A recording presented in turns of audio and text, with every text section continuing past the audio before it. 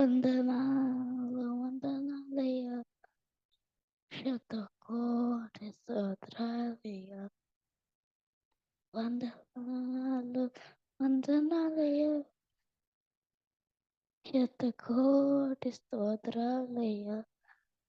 యేసయ్యా వందనాలయ్యా, నీ ప్రేమకు వందనాలయ్యా. జీవ గ్రంథంలోని పేరుంచినంత వేలాది వందనాలయ్యా. పరలోక రాజు చోటించినందుకు కోట్లాది స్తోత్రాలయ్యా.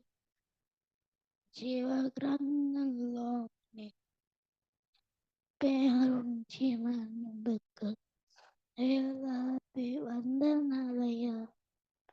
పరలోక రాజు చోటించినందుకు కోట్లాది స్తోత్రాలయ్యా.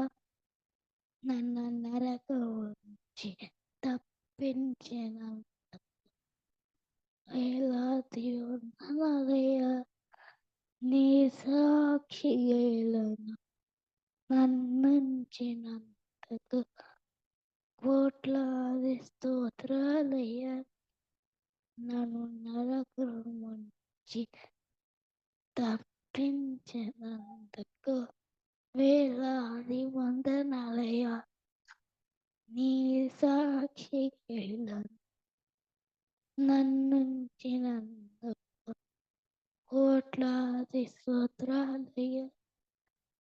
వందనాలు వందనాలయ్యా, శతకోటి స్తోత్రాలయ్యా. వందనాలు వందనాలయ్యా, శతకోటి స్తోత్రాలయ్యా. యేసయ్యా వందనాలయ్యా, నీ ప్రేమకు వందనాలయ్యా. యేసయ్యా వందనాలయ్యా, నీ ప్రేమకు వందనాలయ్యా. Thank you.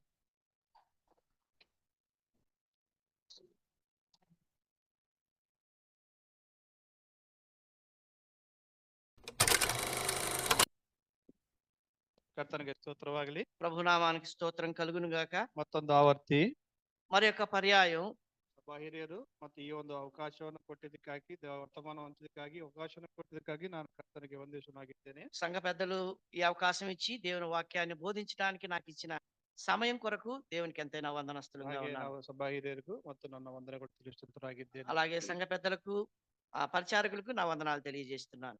ನಿಷ್ಪ್ರಯೋಜಕನಾದ ನನ್ನನ್ನು ನಿಲ್ಲಿಸುವುದಕ್ಕಾಗಿ ನಾನು ಕರ್ತನಿಗೆ ವಂದನಸ್ಥನು ಋಣಸ್ಥನಾಗಿದ್ದೇನೆ. ఆ నిష్ప్రయోజకుడు నన్ను దేవుడు నిలుపుకున్నందుకు దేవునికి ఎంతైనా వందనస్తులుగా ఉన్నాను. ನಾವು ವರ್ತಮಾನ ಹೌದಾ? మనం దేవుని వాక్యంలోకి వెళదాం. పరమగీతములు 5ನೇ ಅಧ್ಯಾಯ 5వ అధ్యాయం 9 ಮತ್ತು 10 ವಚನಗಳನ್ನು ನಾವು ಓದಿಕೊಳ್ಳುವ. 9, 10 వచనాలు మనం చదువుకుందాం. Song of Solomon 5, 9 and 10 verses. స్త్రీలలో అధిక సుందరవగుదాన, వేరు ప్రియుని కన్నా నీ ప్రియుని విశేషమేమి? నీవు మా చేత ప్రమాణం చేయించుకున్నటకు వేరు ప్రియుని కన్నా నీ ప్రియుని విశేషమేమి? నా ప్రియుడు ధవళవర్ణుడు, రత్నవర్ణుడు, 10,000 మంది పురుషులలో అతన్ని గుర్తించవచ్చును.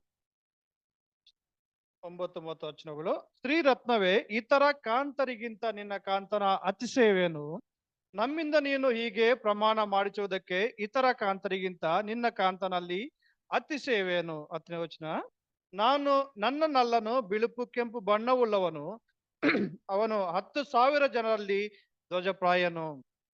ಚಿಕ್ಕ ಪ್ರಾರ್ಥನೆ ನಾವು ಮಾಡಿಕೊಳ್ಳುವ. చిన్న ప్రార్థన మనం చేసుకుందాం. ನಮ್ಮನ್ನು ಬಹಳವಾಗಿ ಪ್ರೀತಿ ಮಾಡಿದ ನಮ್ಮ ಸ್ವರ್ಗೀಯ ಕರ್ತನೆ, ಇಗೋ ತಂಡಿ ಅಲ್ಪನಾದ ನಮ್ಮನ್ನು ತಂಡಿ ಪ್ರಭಾ ರಾಯಣ ನಿಮ್ಮ ಒಂದು ಆರಾಧನೆಯಲ್ಲಿ ತಂಡಿ ಪ್ರಭಾ ಭಾಗವಹಿಸೋದಕ್ಕಾಗಿ ಭಾಗಸ್ಥರಾಗಿ ಮಾಡೋದಕ್ಕಾಗಿ ಇದು ನಿಮಗೆ ತಂಡಿ ಪ್ರಭಾ ನಿಮ್ಮನ್ನು ಕೊಂಡಾಡದಂತ ನಾವು ಆಗಿದ್ದೇವೆ.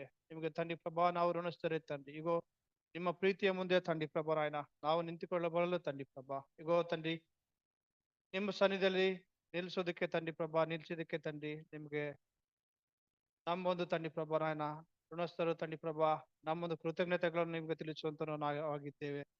ಹೌದು ತಂದೆ, ಆರಾಧನೆ ಕ್ರಮವಾಗಿ ನಡೆಸೋದಕ್ಕಾಗಿ ನಿಮ್ಗೆ ಒಡ್ಡಾನೆ ಕೊಡಿ ಸ್ತೋತ್ರವನ್ನು ಸಲ್ಲಿಸುವರಾಗಿದ್ದೆ. ದೇವ ತಂದೆ ಪ್ರಭಾ, ಎರಡನೇ ವರ್ತಮಾನದಲ್ಲಿ ತಂದೆ ಪ್ರಭಾ ಅಲ್ಪನು ನಿಷ್ಪ್ರಯೋಜಕರನ್ನ ನಿಂತಿದ್ದೇನೆ. ಇಗೋ ತಂದೆ, ನಾನು ಎಷ್ಟು ಮಾತ್ರ ತಂದೆ ಪ್ರಭಾ, ಅಯಾ ತಂದೆ ಪ್ರಭಾ, ನನ್ನ ಪ್ರಯೋಜಕನಲ್ಲ ತಂದೆ. ಇಗೋ ತಂದೆ ಪ್ರಭಾ, ಕರ್ತನೆ, ನಿನ್ನ ಶಿಲುಬೆಯ ಹಿಂದೆ ನನ್ನನ್ನು ಮರೆಮಾಚಿ ಶ್ರೇಷ್ಠವಾದಂತ ಮಾತುಗಳನ್ನು ತಂಡಿ ಉಚ್ಚರಿಸಲು, ಇಗೋ ತಂದೆ ಮಾತುಗಳನ್ನು ಉಚ್ಚರಿಸಲು ತಂಡಿ ಅಪ್ಪಣೆ ಕೊಡಬೇಕೆಂದು ಹೇಳುವಂತ ನಮ್ಮನ್ನು ತಂದೆ ಪ್ರಭಾ, ಅಯಾ ತಂದೆ ಪ್ರಯೋಜಕರವಾಗಿ ನಮ್ಮ ಕುಟುಂಬಗಳಿಗೆ, ನಮ್ಮೊಂದು ಜೀವನಗಳಿಗೆ ಪ್ರಯೋಜನಕರವಾಗಿ ಒಂದು ವರ್ತಮಾನ ಇರಬೇಕೆಂದು ಅಯಾ ನಿನ್ನ ಒಂದು ತಂದೆ ಪ್ರಭಾ ಆತ್ಮೆಯನ್ನು ಕೇಳುವಂತರಾಗಿ ನಮ್ಮ ಕರ್ತನ ರಕ್ಷಣಾಕನಾದ ಯೇಸು ಕ್ರಿಸ್ತನ ಹೆಸರಲ್ಲಿ ಬೇಡುವುದಿದ್ದೇವೆ ನಮ್ಮ ತಂದೆ.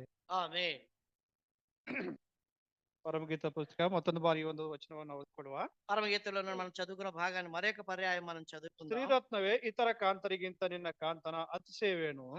స్త్రీలలో అధిక సుందరవగుదాన వేరు ప్రియుని కన్నా నీ ప్రియుని విశేషమేమి? ನಮ್ಮಿಂದ ನೀನು ಹೀಗೆ ಪ್ರಮಾಣ ಮಾಡಿಸುವುದಕ್ಕೆ ಇತರರ ಕಾಂತರಿಗಿಂತ ನಿನ್ನ ಕಾಂತನಲ್ಲಿ ಅತಿಶಯವೇನು? నీవు మా చేత ప్రమాణం చేయించుకున్నట్టు వేరు ప్రియుని కన్నా నీ ప్రియుని విశేషమేమి? ನನ್ನ ನಲ್ಲನು ಬಿಳುಪು ಕೆಂಪು ಬಣ್ಣವುಳ್ಳವನು నా ప్రియుడు ధవళవర్ణుడు రక్తవర్ణుడు ನಮ್ಮಿಂದ ಅವನು 10,000 ಜನರಲ್ಲಿ ಧ್ವಜಪ್ರಾಯನಾಗಿದ್ದಾನೆ. 10,000 మంది పురుషులలో అతన్ని గుర్తించవచ్చును. ನಾನು ಪರಮಗೀತದ ಈ ಒಂದು ಕೀರ್ತನೆಯನ್ನು ವಿವರಣೆ ಮಾಡ್ಲಿಕ್ಕೆ ನಾನು ಅನುಭವಿಸ್ತೇನಲ್ಲ. ఆ సహోదరుడు ఈ పరమగీతాన్ని వర్ణించడానికి అనుభవం కాదు, కానీ ಈ ಪುಸ್ತಕವನ್ನು ಅದು ವಿವರಣೆ ಮಾಡ್ಬೇಕಂದ್ರೆ, ವರ್ಣನೆ ಮಾಡ್ಬೇಕಂದ್ರೆ ಅದು 50 ವರ್ಷ ಮೇಲ್ಪಟ್ಟವರು ಮಾತ್ರ ಇದು ಸಾಧ್ಯ ಆಗುತ್ತೆ. ఈ 50 సంవత్సరాల పైబడిన వారు మాత్రమే పరమగీతాన్ని వర్ణించడానికి సాధ్యం అవుతారు. ಅದೇ ರೀತಿಯಾಗಿ ಅವರು ವಯಸ್ಸಿನಲ್ಲಿಯೂ ಅನುಭವಲ್ಲಿಯೂ ಗಣ್ಯರಾಗಿದ್ದವ್ರಿಗೆ ಮಾತ್ರ ಇದು ಸಾಧ್ಯ ಆಗುತ್ತೆ. ఆ వయసులో కానివ్వండి, అనుభవంలో కానీ బాగా లోతైన వారు గనుక వారు దీన్ని వివరించడానికి సాధ్యం ನಾನು అవుతారు. ಈ ಪುಸ್ತಕದಲ್ಲಿ ಯಾವುದೊಂದು ವಿವರಣೆಯನ್ನು ನಾನು ನಿಮ್ಗೆ ಮಾಡ್ತಾ ಇಲ್ಲ. నేను ఏది కూడా దీంట్లో నుంచి వివరణ ఇవ్వడం లేదు, కానీ ಈ ಒಂದು 9-10 ವಚನಗಳನ್ನು ಮಾತ್ರ ನಾನು ನಿಮ್ಗೆ ತೆಗೆದುವಂತರಾಗಿದ್ದೇನೆ, ವಿವರಣೆ ಮಾಡುವಂತರಾಗಿದ್ದೇನೆ. 9-10 వచనాలు మాత్రం మీకు వివరణ చెప్పాలని ఆశిస్తున్నాను. So, ಇಲ್ಲಿ ಆ ಒಂದು ಜೆರುಸಲೇಮಿನದಲ್ಲಿರುವಂತಹ ಪಾಲಸ್ತೀನ ಪ್ರಾಂತದಲ್ಲಿ ಶೂಲಮ್ಮಿತಿಯನ್ನು ಒಬ್ಬಳಿದ್ದಳು. యెరూషలేము ప్రాంతంలో షోడమితి అనే ఒక ఆమె ఉండేది.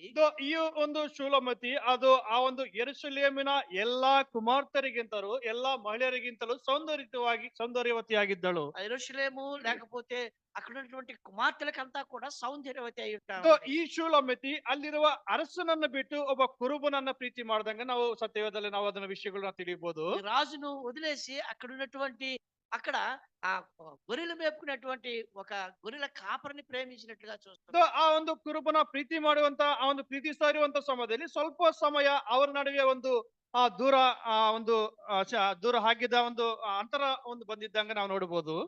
అక్కడ వారు మధ్యలో ఆ ప్రేమ జరుగుతూ ఉండగా కొంత అంతరం జరిగినట్లుగా మనం చూస్తాం. So, ಆ ಒಂದು ಅಂತರ ಇದ್ದಂತ ಆ ಒಂದು ಸಮಯದಲ್ಲಿ ಈ ಶೂಲಮಿತಿ ಕಳವಳಗೊಂಡಿದ್ದಾಳೆ.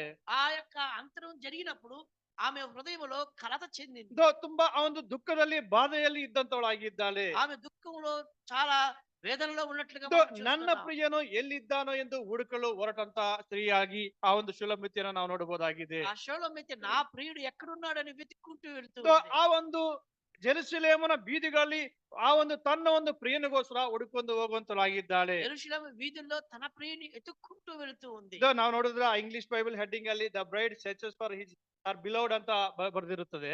కాబట్టి ఆమె తన యొక్క గొప్ప ప్రియుని కొరకు వెతుకుతూ వెళ్తుందని శీర్షికలో వ్రాయబడ్డది. ಒಂದು English Bible the bride searches ಅಂತ ಬರೆದಿರುತ್ತೆ. కాబట్టి ఆమె పెండ్లి కుమారుని కొరకు వెతుకుతూ వెళ్ళడాన్ని ఆ శీర్షికలో రాయబడింది. ಆ ಒಂದು ತನ್ನ ಒಂದು ಪ್ರಿಯನ ಕುರಿತಾಗಿ ದುಃಖ ಪಟ್ಟವಳಾಗಿದ್ದಾಳೆ. కాబట్టి తన ప్రియుని కొరకు దుఃఖపడుతూ ఉంది. ದೂರವಾಗಿದ್ದಂತ ಆ ಒಂದು ಪ್ರಿಯನ ಕುರಿತಾಗಿ ಕಳವಳಗೊಂಡವಳಾಗಿದ್ದಾಳೆ. దూరంగా ఉన్నటువంటి తన ప్రియుని కొరకు కలత చెందుతూ ఉంది. ಎದ್ದು ಹುಡುಕೋದಕ್ಕೆ ಹೋಗುತ್ತಾ ಇದ್ದಾಳೆ. లేచి వెతకడానికి వెళ్ళింది.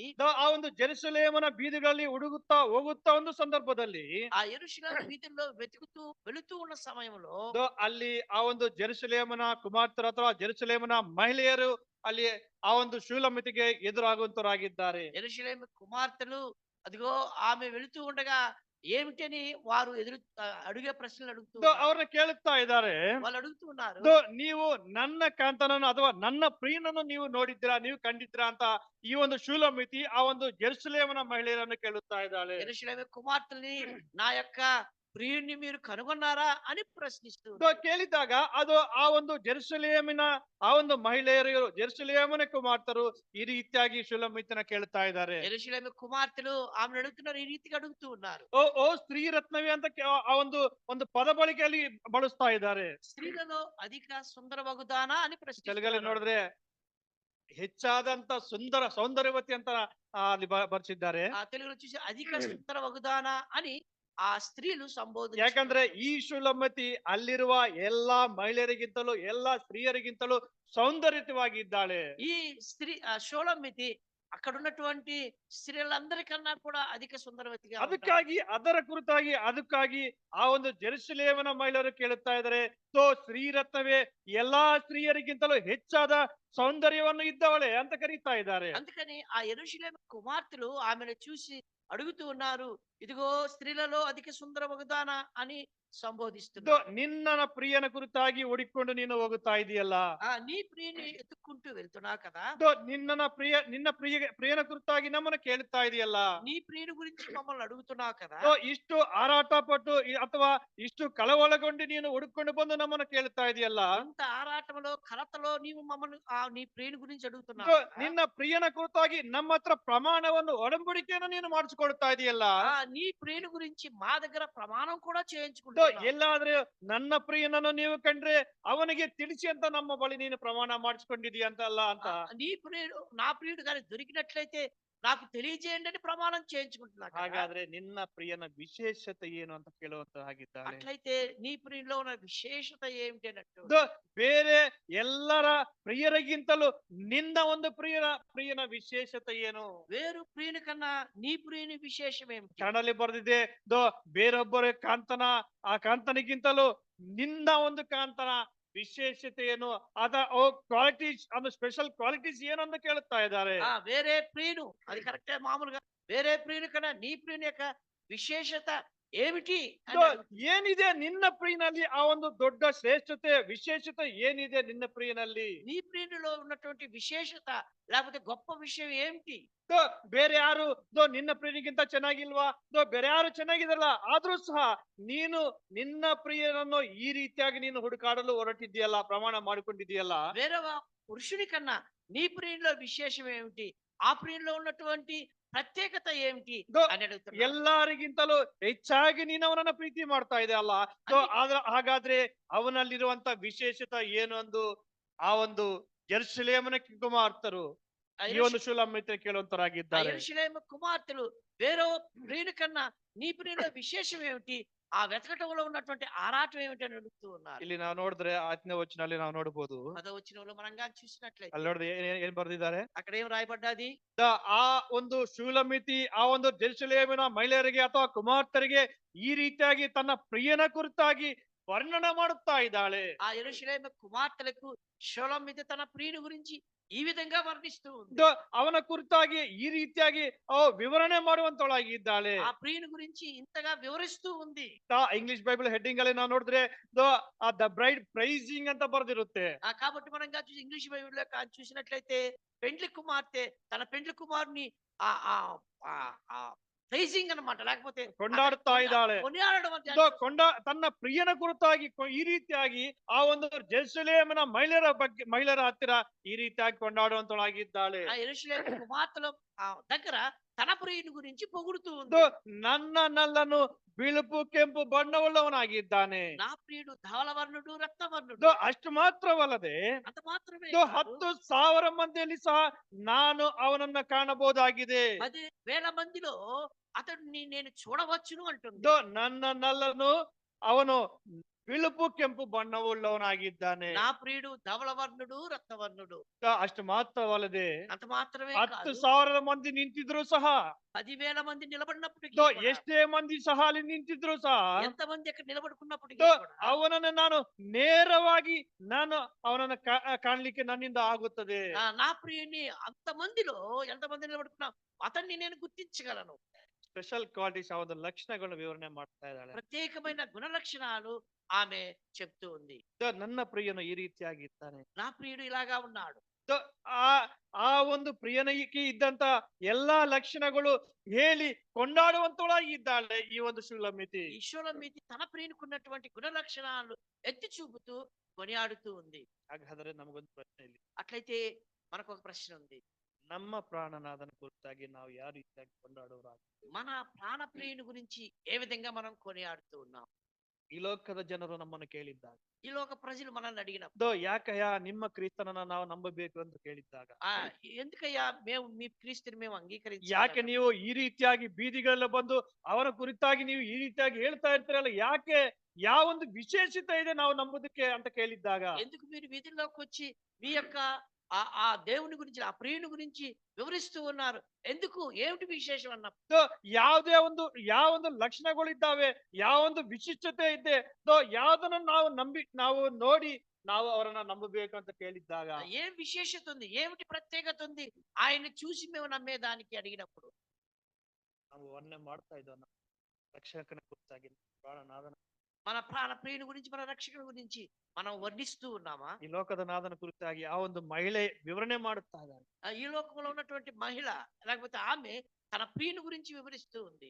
ನನ್ನ ನಲನು ಬಿಳುಪು ಕೆಂಪು ಬಣ್ಣವುಳ್ಳವನಾಗಿದ್ದಾನೆ, నా ప్రియుడు ధవళవర్ణుడు రక్తవర్ణుడు, ಅವನು 10,000 ಮಂದಿಲಿ ಸಹ ನಾನು ಅವನನ್ನು ಗುರ್ತಿಸಕ್ಕೆ ನನ್ನಿಂದ ಸಾಧ್ಯವಾಗುತ್ತದೆ. 10,000 మంది పురుషుల్లో నేను అతను గుర్తించవచ్చు. ಅವನು ಧ್ವಜಪ್ರಾಯನಾಗಿದ್ದಾನೆ ಎಂದು ಅದು ಅವನಲ್ಲಿ ಇರುವಂತ ಲಕ್ಷಣಗಳನ್ನು ಬಿಡಿಸಿ ಹೇಳುವಂತನಾಗಿದ್ದಾಳೆ. అతడు నేను గుర్తించే వ్యక్తిగా ఉన్నాడు అని ఆయన గుణ లక్షణాలు ఎత్తి చూపుతూ. ಹಾಗಾದ್ರೆ ನಾವು ನಮ್ಮನ್ನು ಪ್ರೀತಿಸುವ ನಮ್ಮ ಕರ್ತನ ಕುರಿತಾಗಿ ಯಾವ ರೀತಿಯ ಅಂತ ಆ ಒಂದು ಲಕ್ಷಣಗಳನ್ನು ನಾವು ಮತ್ತೊಬ್ಬರಿಗೆ ನಾವು ತಿಳಿಸುವಂತವರಾಗಿದ್ದೇವೆ, ವಿವರಣೆ ಮಾಡುವಂತವರಾಗಿದ್ದೇವೆ. అట్లయితే మనల్ని ప్రేమించి మనం ప్రేమించేటువంటి ఆయన గురించి ఎటువంటి గుణ లక్షణాలు ఆయన గురించి మనం వర్ణిస్తూ ఉన్నాం. ನಾವು ಕೊರ ಹಿರಿಯರು ಕರ್ತನ ಕುರಿತಾಗಿ ಈ ತಮ್ಮ ಒಂದು ವರ್ಣನೆಯನ್ನು ಈ ರೀತಿಯಾಗಿ ಬರೆದಿದ್ದಾರೆ. ನಾವು ನೋಡುವ ప్రభుని గురించి వర్ణిస్తూ ఈ విధంగా వ్రాయబడి ఉంది. 45ನೇ ಕೀರ್ತನೆಯಲ್ಲಿ 45వ కీర్తనలో 1-2 వచనಗಳು. 1-2 వచనాలు. 45వ కీర్తన 1-2 వచనాలు. ఒక దివ్యమైన సంగతితో నా హృదయం బహుగా ఉప్పొంగుచున్నది, నేను రాజును గూర్చి రచించిన దాన్ని పలికెదను.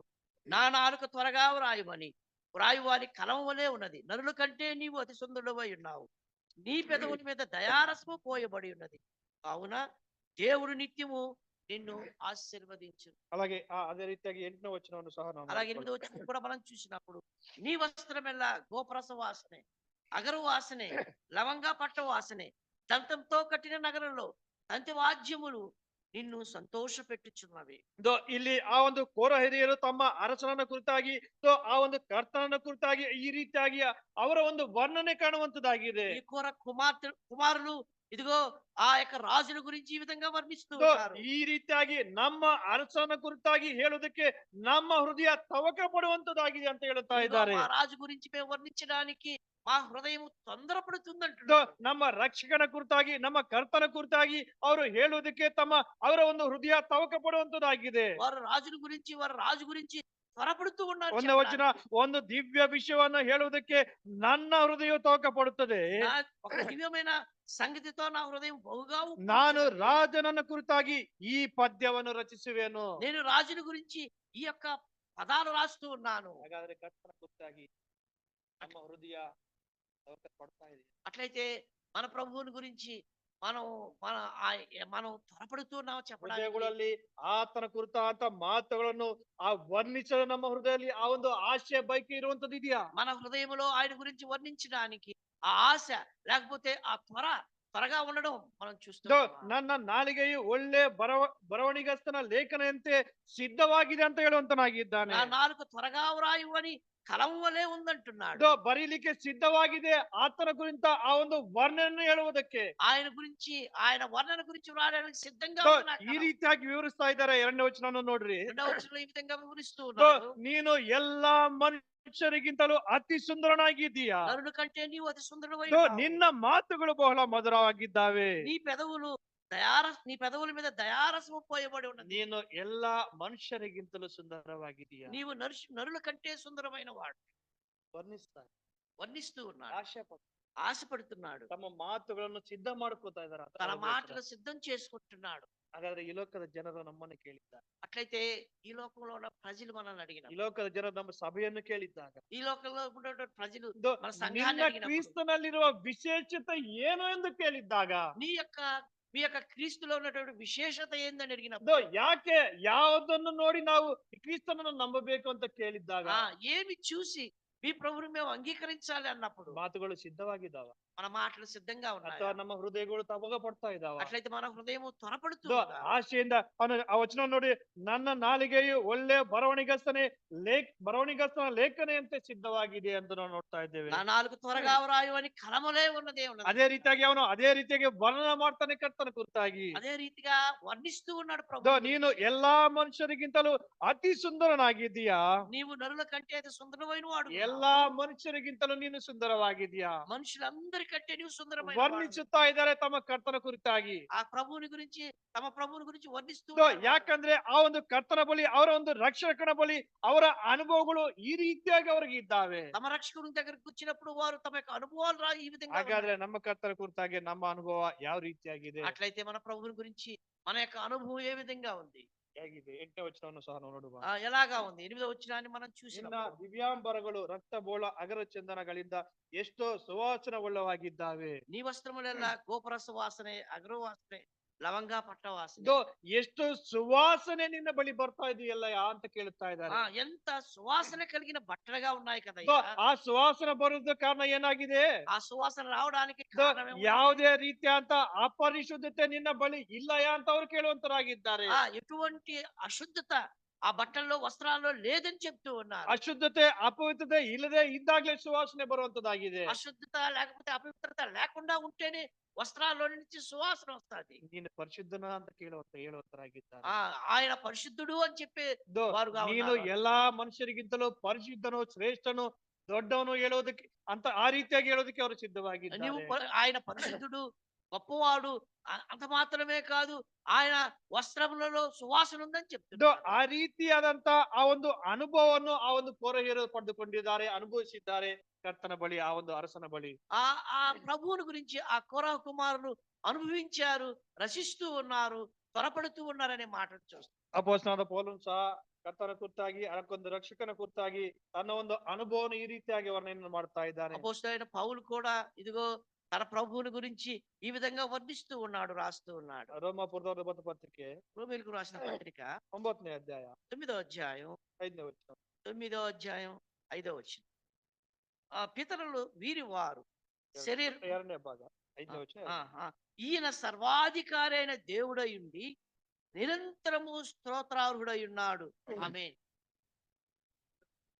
ಆತನು ಎಲ್ಲದರ ಮೇಲೆ ಒಡೆಯನು, ನಿರಂತರ ಸ್ತುತಿ ಹೊಂದತಕ್ಕ ದೇವರು ಆಗಿದ್ದಾನೆ. ಪೌಲನು ಆ ಒಂದು ಅನುಭವವನ್ನು ಹೇಳುವಂತನಾಗಿದ್ದಾನೆ. పౌలు తన యొక్క అనుభవాన్ని చెప్తూ ఉన్నాడు. ಆ ಒಂದು ಕ್ರಿಸ್ತನ ವಿಶೇಷತೆಯನ್ನು ವಿವರಣೆ ಮಾಡುವಂತನಾಗಿದ್ದಾನೆ. క్రీస్తు యొక్క విశేషతను అతను ಆ వర్ణిస్తూ ಒಂದು ಕ್ರಿಸ್ತನು ಏನಾಗಿದ್ದಾನೋ ಹೇಳ್ತಾ ಇದ್ದಾನೆ. క్రీస్తు ఏమై ఉన్నాడో వర్ణిస్తున్నాడు. ಆತನು ಎಲ್ಲದರ ಮೇಲೆ ಒಡೆಯನು, ಎಲ್ಲದರ ಮೇಲೆ ಅಧಿಕಾರಿಯಾಗಿದ್ದಾನೆ ಅಂತ ತನ್ನ ಒಂದು ವರ್ಣೆಯನ್ನು ಅನುಭವವನ್ನು ಹೇಳ್ತಾ ಇದ್ದಾನೆ. ఈయన సర్వాధికారి అయిన దేవుడై ఉన్నాడని చెప్తున్నాడు. ಅಷ್ಟು ಮಾತ್ರವಲ್ಲದೆ ಆತನನ್ನು ಕೊಂಡಾಡೋದಕ್ಕೆ ನಿರಂತರವೂ ಆ ಒಂದು ಸ್ತುತಿಗೆ ಅವನೇ ಯೋಗ್ಯನು, ಆತನೇ ಯೋಗ್ಯನು ಅಂತ ಹೇಳುವಂತನಾಗಿದ್ದಾನೆ. ఆయన్ని కొనియాడడానికి నిరంతరము స్తోత్రార్హుడై ఉన్నాడని చెప్తున్నాడు. ಹಾಗಾದ್ರೆ ನಮ್ಮ ವರ್ಣನೆ ಏನಾಗಿದೆ? అట్లయితే మన వర్ణన ఎలాగా ఉంది? ವರ್ಣಿಸ್ತಾ ಇದೀವ వర్ణిస్తున్నామా? ಮತ್ತೊಬ್ಬರ ಮುಂದೆ, వేరొకరి ముందు ನಮ್ಮ ರಕ್ಷಕನ ಕುರಿತ, మన ప్రభువుని గురించి, ನಮ್ಮ ಆತನ ಕರ್ತನ ಕುರಿತ, మన రక్షకుడు ప్రభువుని గురించి ಮತ್ತೊಬ್ಬರ ಬಂದು ಕೇಳ್ತಾ, ಯಾಕೆ ನಿಮ್ಮ ಕ್ರಿಸ್ತನ ನಾವು వేరే వాళ్ళు మనల్ని అడిగినప్పుడు ఎందుకు మీ ప్రభువుని మేము అంగీకరించాలి? ಈತರ ಪೌಲನು ಹೇಳ್ತಾ ಇದ್ದಾನೆ, అవును కూడా చెప్తున్నాడు. ಎಲ್ಲರಿಗಿಂತಲೂ ಆತನು ಎಲ್ಲದರ ಮೇಲೆ ಅಧಿಕಾರಿ ಮತ್ತು ಒಡೆಯನಾಗಿದ್ದಾನೆ. ఈయన సర్వాధికారి అయిన దేవుడై ఉన్నాడని చెప్తున్నాడు. ಅನುಭವವನ್ನು ಪಡೆದುಕೊಂಡಿದ್ದಾನೆ ಅವನು ಹೇಳ್ತಾ ಇದ್ದಾನೆ. అనుభవం పొంది ఈ మాటలు చెప్తున్నాడు. ಎಲ್ಲಾ ಸ್ತುತಿಗೆ ಆತನೇ ಯೋಗ್ಯನಂತೂ ತನ್ನ ಒಂದು ವರ್ಣನೆಯನ್ನು ಹೇಳ್ತಾ ಇದ್ದಾನೆ. నిరంతరం అతను స్తోత్రార్హుడై ఉన్నాడని ಅದೇ ರೀತಿಯಾಗಿ ಪೇತ್ರನು ಸಹ ತನ್ನ ಒಂದು ವರ್ಣನೆಯನ್ನು ನೋಡಬಹುದು. అలాగే పేతురు కూడా వర్ణిస్తున్నాడు. ಅಪೊಸ್ತಲರ ಕೃತ್ಯಗಳು 10ನೇ ಅಧ್ಯಾಯ 36ನೇ ವಚನದಲ್ಲಿ, అపోస్తలుల కార్యాలు 10వ అధ్యాయం 36వ వచనంలో, చదవండి. అపోస్తల కృత్యಗಳು 10ನೇ అధ్యాయం 36. 10వ అధ్యాయం 36 వచనం. యేసు యేసుక్రీస్తు అందరికీ ప్రభువు.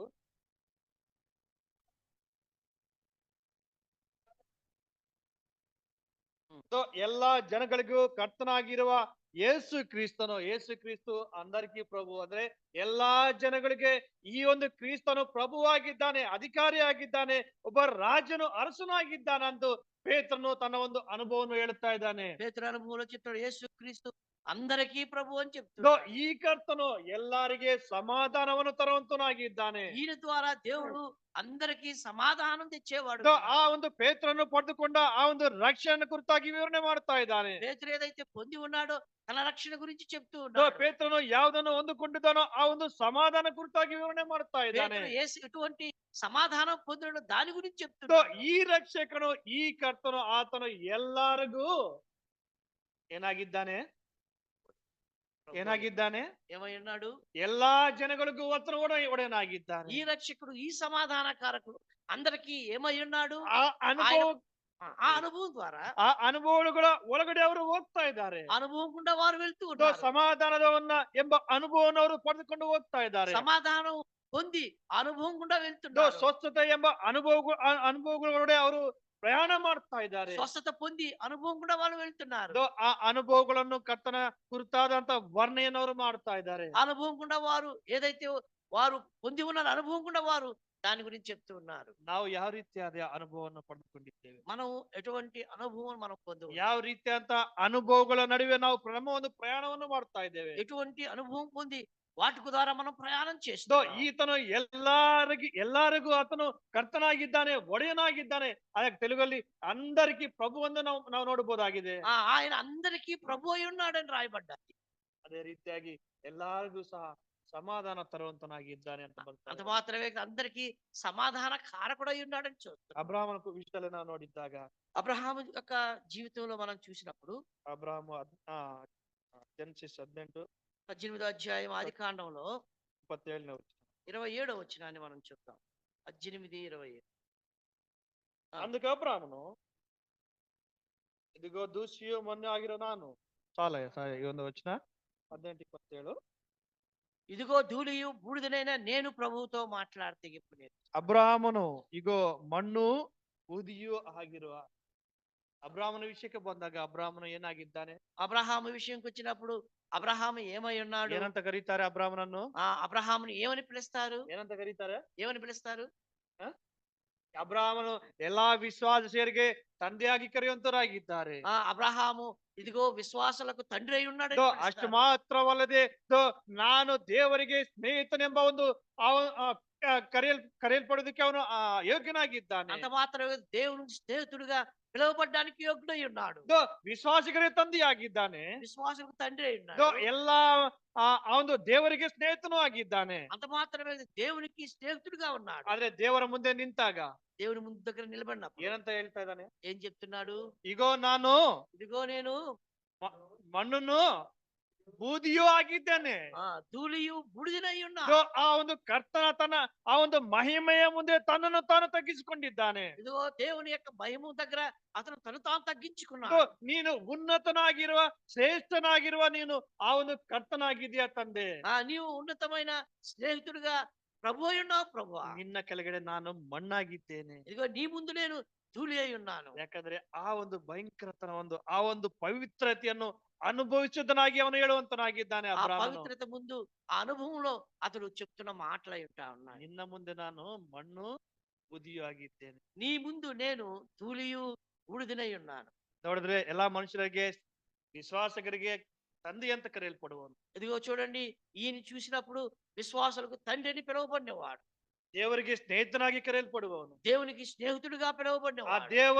ದೇವರ ಮುಂದೆ ನಿಲ್ಲುವಾಗ, దేవుని ముందర నిలవబడిన ಆ ದೇವರ ಆ ಮುಂದೆ ಪ್ರತ್ಯಕ್ಷತನ ಆಗುವಾಗ, దేవుని ముందు ప్రత్యక్షమైనప్పుడు ಆತನು ಕರೀತಾನೆ, ಓ ಉನ್ನತನಾದ ಕರ್ತನೆ, ನಿನ್ನ ಮುಂದೆ ನಾನು ಮಣ್ಣು ತಂದೆ ಅಂತ ಹೇಳುವಂತನಾಗಿದ್ದಾನೆ. ఉన్నతమైన దేవా, ఇదిగో నీ ముందు నేను ధూళియు బూడిదనై ఉన్నానని చెప్తున్నాడు. ದೇವರ ಒಂದು ಮಹಿಮೆಯನ್ನು ವರ್ಣನೆ ಮಾಡ್ತಾ ಇದ್ದಾನೆ ಅಲ್ಲಿ. దేవుని యొక్క మహిమను వర్ణన చేస్తున్నాడు. ದೇವರ ಒಂದು ಶ್ರೇಷ್ಠತೆಯನ್ನು ವರ್ಣನೆ ಮಾಡ್ತಾ ಇದ್ದಾನೆ. దేవుని యొక్క శ్రేಷ್ఠతను ಓ వర్ణిస్తున్నాడు. ಕರ್ತನೇ, ನಾನು ಮಣ್ಣಾಗಿದ್ದೇನೆ, ನಾನು ಪಾಪಿಯಾಗಿದ್ದೇನೆ, ನಿನ್ನ ಮುಂದೆ ನಿನ್ನ ಕಾಲಿನ ದೂಸಿ ಅಂತ ನಾನಿದ್ದೇನೆ. ఇదిగో నీ ముందు నేను నిలవబడినప్పుడు నీ పాద ధూళిగా ఉన్నాను, బూడిదిగా ఉన్నానని ಈ చెప్తున్నాడు. ಲೋಕದಲ್ಲಿ ಎಷ್ಟೇ ಗಣ್ಯರಾಗಿರ್ಬೋದು, ఈ లోకంలో ఎంతో ధనవంతులై ಇದೋ ఉండొచ్చు, ಎಷ್ಟೇ ಶ್ರೇಷ್ಠವನಾಗಿರ್ಬೋದು, ఎంతైనా శ్రేష్టమైన ಇದೋ వారుగా ఉండొచ్చు, ಎಷ್ಟೇ ಹಣವುಳ್ಳವನಾಗಿರ್ಬೋದು, ఎంత డబ్బైనా ఉండే ಇದೋ ఉండొచ్చు, ಎಷ್ಟೇ ಹೆಸರು ಪಡೆದುಕೊಂಡವನಾಗಿರ್ಬೋದು, ఎంతో పేరు సంపాదించుకుని ಇದೋ ఉండొచ్చు. ಆ ಕರ್ತನ ಮುಂದೆ ಬಂದು ನಿಂತಾಗ ಅವನು ಮಣ್ಣು ಮತ್ತು ದೂಸಿ ಅಂತವನಾಗಿದ್ದಾನೆ. ఇదిగో ప్రభు దగ్గర నిలబడినప్పుడు మనం బూడిదయు ధూళి ఉన్నామని చూస్తాం. ಯಾಕಂದ್ರೆ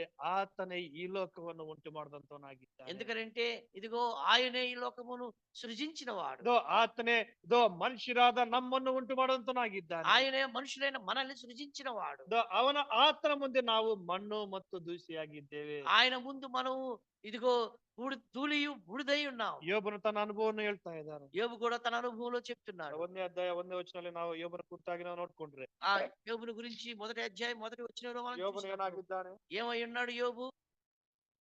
యోబు మొదటి అధ్యాయం మొదటి వచనంలో ఊజు దేశమందు యోబును ఒక మనుషుడు ఉండేను. ಯೂಜು ದೇಶದಲ್ಲಿ ಯೋಬ ಎಂಬ ಒಬ್ಬ ಮನುಷ್ಯನಿದ್ದನು. అతడు యథార్థవంతుడును న్యాయవంతుడై ఉండి ಅವನು ದೇವರಲ್ಲಿ ಭಯಭಕ್ತಿಯುಳ್ಳವನಾಗಿ ಇದ್ದು దేవుని యందు భయభక్తులు కలిగి చెడుతనమును విసర్జించిన వాడు. ಕೆಟ್ಟದನ್ನು ನಿರಾಕರಿಸುತ್ತಾ ನಿರ್ದೋಷಿಯು ಯಥಾರ್ಥ ಚಿತ್ತನು ಆಗಿದ್ದಾನೆ.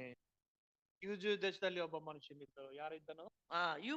యూజు దేశమందు ఒక మనుషుడు. ఎవరితను? ಯೋಬ ಎಂಬ ಮನುಷ್ಯನಿದ್ದನು. యోబును ఒక మనుషుడున్నాడు. ಅವನ ಕುರಿತಾಗಿ ಕರ್ತನೇ ಸಾಕ್ಷಿಯನ್ನು ಹೇಳ್ತಾ ಇದ್ದಾನೆ. అతని గురించి దేవుడే సాక్ష్యం చెప్తున్నాడు. ಏನಂತ ಹೇಳ್ತಾ ಇದ್ದಾನೆ? ఏమని చెప్తున్నాడు? ಈ ಯೋಬನು ఈ యోబు ಅವನು ಯಥಾರ್ಥ ಚಿತ್ತನೂ ಆಗಿದ್ದಾನೆ. అతడు యథార్థవంతుడై ಇದೋ ఉన్నాడు. ಅವನು ಕೆಟ್ಟತನವನ್ನು ಬಿಟ್ಟವನು ನಿರಾಕರಿಸಿದವನಾಗಿದ್ದಾನೆ. చెడుతనమును విసర్జించిన వాడుగా ಇದೋ ఉన్నాడు. ಈ ಯೋಬನು ಭಯಭಕ್ತಿ ನಿರ್ದೋಷಿಯಾಗಿದ್ದಾನೆ. ఈ యోబు భయభక్తులు కలిగిన వాడు. ಇದೋ ಅವನು ದೇವರಲ್ಲಿ ಭಯಭಕ್ತಿ ಇಲ್ಲವನು ಆಗಿದ್ದಾನೆ. అతడు దేవుని యందు భయభక్తులు ಇದೋ కలిగిన వాడు. ದೇವರೇ ಈ ಒಂದು ಯೋಬನ ಕುರಿತಾಗಿ ಸಾಕ್ಷಿಯನ್ನು ಹೇಳುವಂತನಾಗಿದ್ದಾನೆ. దేవుడే యోబు గురించి సాక్ష్యం చెప్తున్నాడు. ಆದ್ರೆ ಹಾಗಾದ್ರೆ ಯೋಬನು ದೇವರ ಮುಂದೆ ಹೇಳುವಾಗ, ದೇವರ ಹತ್ರ ಮಾತಾಡುವಾಗ ಯಾವ ರೀತಿಯಾಗಿ ಮಾತಾಡ್ತಾ ಇದ್ದಾನ ನಾವು ನೋಡ್ಕೊಂಡ್ರೆ, అట్లయితే యోబు దేవుని దగ్గర మాట్లాడేటప్పుడు ఏ విధంగా మాట్లాడుతున్నాడో చూడండి. 40ನೇ అధ్యాయ 40వ అధ్యాయం 3-4 వచ్చి 3-4 వచనాలు. ఇదే యోబు గ్రంథం 40వ అధ్యాయం 3-4 వచనం.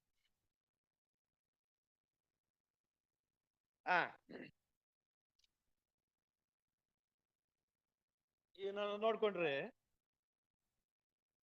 ಇಲ್ಲಿ ನಾವು ನೋಡ್ಕೊಂಡ್ರೆ ఇక్కడ మనం ಆಗ చూసుకున్నట్లయితే ಯೋಬನು అప్పుడు యోబు ಅಯ್ಯೋ ನಾನು ಅಲ್ಪನೇ ಸರಿ, ನಿನಗೆ ಪ್ರತ್ಯುತ್ತರವಾಗಿ ಏನು ಹೇಳಲಿ? చిత్తగించుము, నేను ఏమని ప్రత్యుత్తరం ఇచ్చేది? ದೇವರು ಈ ಒಂದು ಯೋಬನ ಕುರಿತಾಗಿ ಒಂದು ಒಳ್ಳೆ ಸಾಕ್ಷಿಯನ್ನು ಹೇಳುವಂತ ಸಮಯದಲ್ಲಿ దేవుడు యోబుని గురించి ఒక మంచి సాక్ష్యం ಈ ఇచ్చాడు. ಯೋಬನು ಯಥಾರ್ಥ ಚಿತ್ತನಾಗಿದ್ದಾನೆ. ఈ యోబు యథార్థవంతుడు. ಈ ಯೋಬನು ನಿರ್ದೋಷಿಯಾಗಿದ್ದಾನೆ. ఈ యోబు నిర్దోషిగా ಈ ఉన్నాడు. ಯೋಬನು ಕೆಟ್ಟತನವನ್ನು ಬಿಟ್ಟವನು ನಿರಾಕರಿಸಿದವನಾಗಿದ್ದಾನೆ. ఈ యోబు చెడుతనమును విసర్జించిన ಅಷ್ಟು ಮಾತ್ರ ಅಲ್ಲದೆ ದೇವರಲ್ಲಿ ಭಯಭಕ್ತಿ ಉಳ್ಳವನಾಗಿದ್ದಾನೆ. అంత మాత్రమే కాదు, దేవుని యందు భయభక్తులు కలిగిన వాడు. ಇಷ್ಟು ಒಳ್ಳೆ ಸಾಕ್ಷಿ ಇದ್ರೂ ಸಹ ఇంత గొప్ప సాక్ష్యం ಆ కలిగిన వాడు కూడా ಘನವಾದ ದೇವರ ಮುಂದೆ ಬಂದು ನಿಂತಾಗ, ఆ ఘనమైన దేవుని ముందుకు వచ్చిన ಆ ತಂದೆ ಮುಂದೆ ನಿಂತಾಗ, ఆ తండ్రి ముందు ಇಗೋ నిలబడినప్పుడు ತಂದೆ, ನಾನು ನೀಚನು ಅಲ್ಪನು ಅಂತ ಸಂಬೋಧನೆ ಮಾಡ್ತಾ ಇದ್ದಾನೆ. ఏ విధంగా సంబోధించిన, నేను నీచులను, నేను ఏమని ప్రత్యుత్తరం ನೀನು ఇచ్చేదను? ದೇವಾದಿ ದೇವನಾಗಿದ್ದೀಯಾ. నీవు దేవాతి దేవుడు ನೀನು ಎಲ್ಲಾರಿಗೆ ಒಡನೆ ಆಗಿದ್ದೀಯಾ. నీవు అందరికీ ప్రభు అయి ಇದೋ ఉన్నావు. ನೀನು ಎಲ್ಲಾರ ರಕ್ಷಣೆ నీవు ಮಾಡುವಂತನಾಗಿದ್ದೀಯಾ. అందరికీ రక్షణ ఇచ్చేవాడుకున్నావు. ವಿವರಣೆ ಮಾಡ್ತಾ ಇದ್ದಾನೆ. వివరణ చేస్తున్నాడు. ತನ್ನನ್ನು ತಾನು ತಗ್ಗಿಸಿಕೊಂಡು ವಿವರಣೆ ಮಾಡ್ತಾ ಇದ್ದಾನೆ. తను తాను తగ్గించుకుంటూ ಇದೋ ನಿನ್ನ వివరిస్తున్నాడు. ಮುಂದೆ ನಾನು ಅಲ್ಪನ್ ತಂದೆ. నీ ముందు నేను అల్పుడుగా ఉన్నాను.